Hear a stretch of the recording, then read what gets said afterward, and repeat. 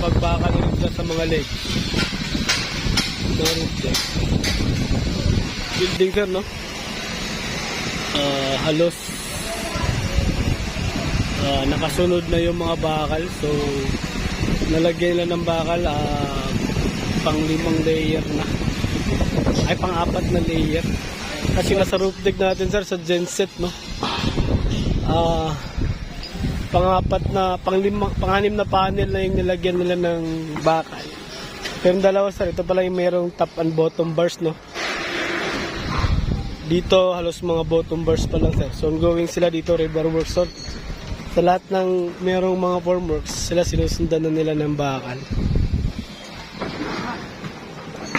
Mga termination sir, okay naman.